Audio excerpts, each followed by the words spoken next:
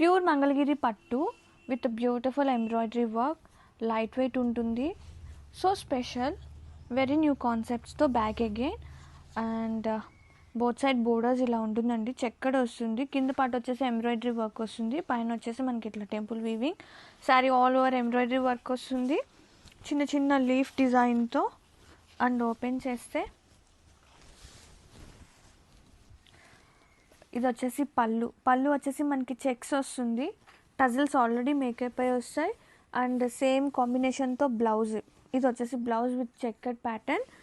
and all over saree all over so బ్యూటిఫుల్గా